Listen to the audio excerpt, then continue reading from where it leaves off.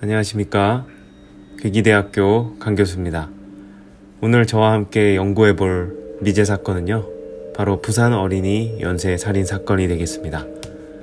이 부산 어린이 연쇄 살인 사건은요, 2명의 무고한 어린아이가 살해되었지만 아직까지 그 범인은 잡히지 않은 그런 미제 사건이라고 할 수가 있겠는데요.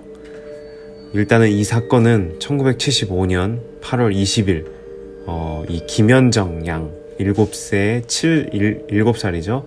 7살 김현정 양, 그리고 8월 24일에 부산 동구 좌천동에 사는 배준일 군 5살, 7살 여자아이와 5살 남자아이가 살해당한 그런 사건이 되겠습니다.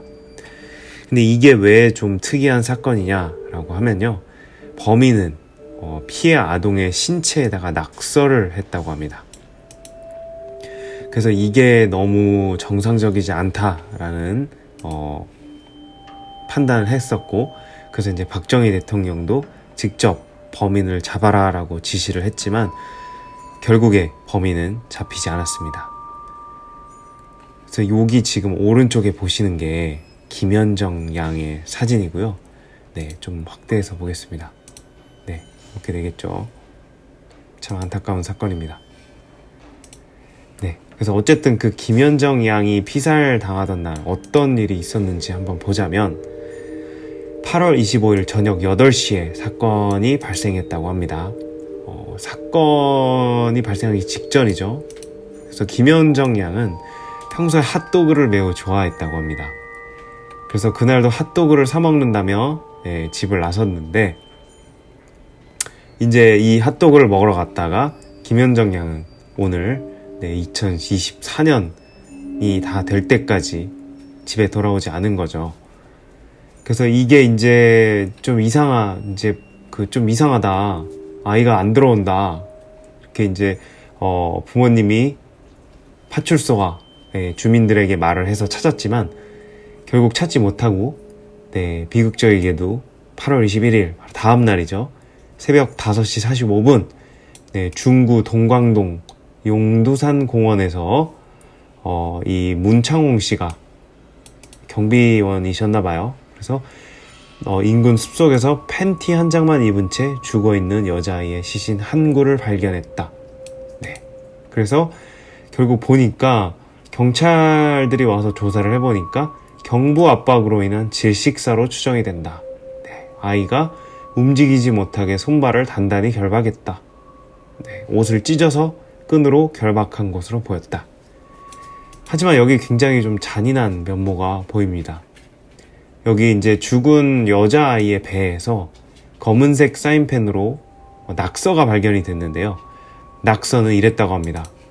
범천동 이정숙이가 대신공원에서 죽었다. 약간 수수께끼 같은 문장이죠. 그래서 어쨌든 간에 이런 살인사건을 경찰이 조사를 했음에도 불구하고 경찰은 상부에다가 이렇게 보고를 했다고 합니다. 거린으로 보이는 여자아이가 식중독 혹은 약물 중독으로 죽어 있었으며 외상 흔적이 없어서 타살로 보기 어렵다. 말이 안 되는 거죠. 허위 보고를 한 거죠. 엉터리 보고. 정말 이 당시에 경찰이 조금만 주의를 좀 기울이고 올바르된 보고를 했더라도 이 김현정 양, 물론 안타깝지만 이 또 다른 희생자가 나오지 않았을까 하는 그런 안타까움이 있습니다. 그래서 어쨌든 간에 이렇게 이제 엉터리 보고를 한 걸 알고 김현정 양 가족은 강력하게 요구를 해서 유괴 살인 사건으로 전환해서 수사를 결해달라고 강력하게 요청을 합니다. 그래서 이제 경찰은 수사를 진행을 했고요. 결국에는 아무런 어떤 금품을 요구한다거나 납치를 해서 딸을 찾아가려면 얼마를 갖고 와라, 이런 내용은 전혀 없었다고 해요. 그래서 그 범죄자가 그 어떤 어린 여자아이를 성폭행하기 위해서 납치를 하지 않았나, 이런 가설만 있는 상태였다고 였고요. 그래서 이제 김현정 양을 살해한 뒤에 몸에다가 글씨를 써놓았다고 했죠. 그래서 이제 정신 이상자, 예, 그리고 성도착증 환자, 네, 이렇게 이제 타겟을 줄여서 조사를 했다고 합니다. 하지만 비극적이게도 살인 사건은 다시 발생합니다. 김현정 양이 피살 당하고 나서 여기 8월 23일 오후 11시에 부산 파출소로 전화가 걸려왔다고 합니다. 네, 그래서 내가 김현정 양을 살해했다. 내가 바로 대양공고와 대양중학교 사이에서 김현정 양을 살해했다. 그래서 경찰은 장난 전화로 생각했대요. 근데 이제 이런 말을 했다고 해요. 야, 수사 좀 잘해라. 그래서 나를 잡을 수 있겠냐? 야, 7698이다 7698 따라해라. 이렇게 이제 경찰이 전화를 받고 7698을 따라했다고 해요. 그러니까 바로 전화를 끊어버렸대요. 네. 근데 우연치 않게도 그 김현정 양을 그러니까 살해했던 동일한 형태의 살인미수 사건 한 건이 있었던 거예요. 근데 그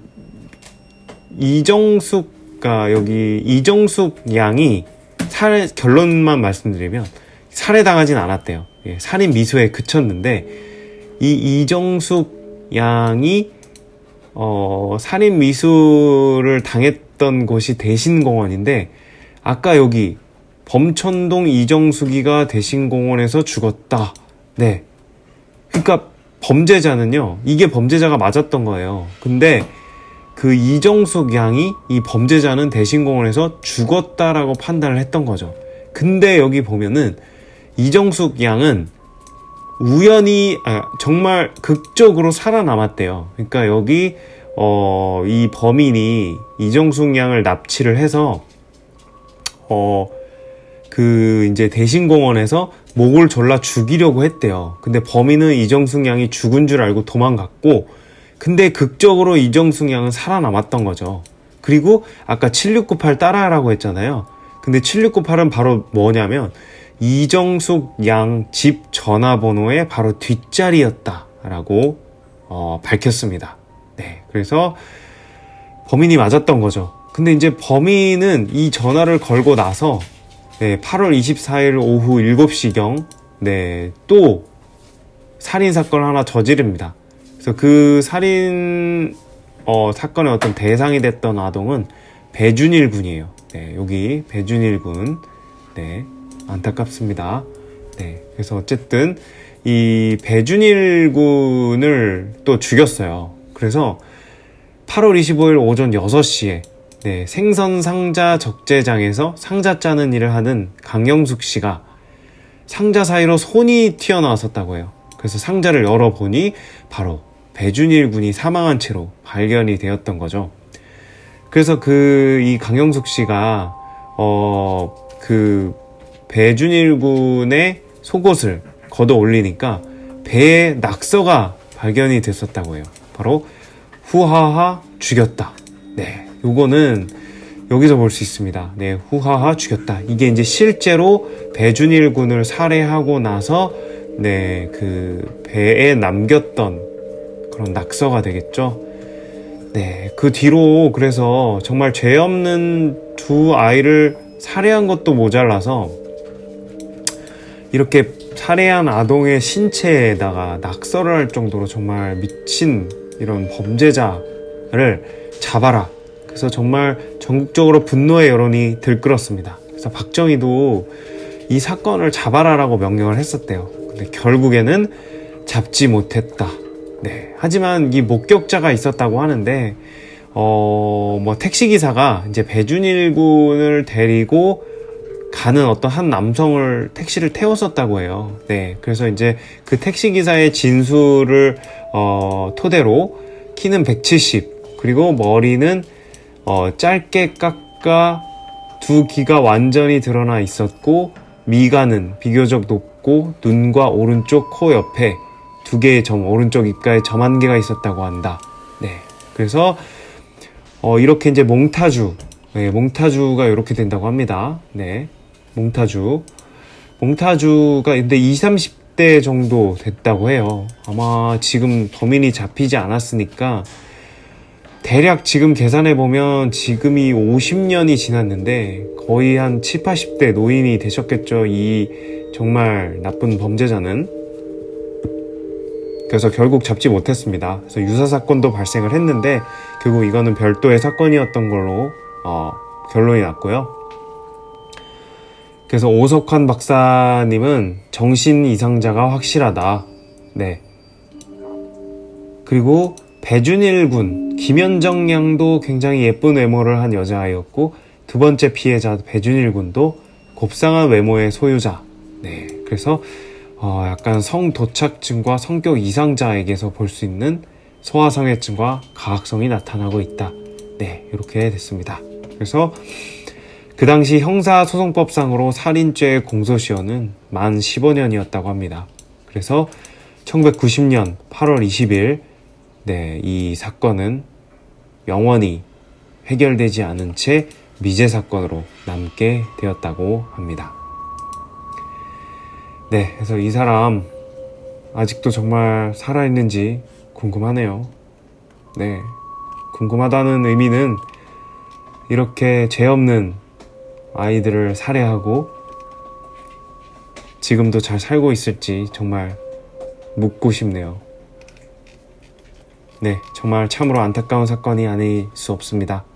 네, 여러분, 이런 미제 사건은 더 이상 발생하지 말아야 된다는 의미에서 오늘 수업은 여기까지 하도록 하겠습니다.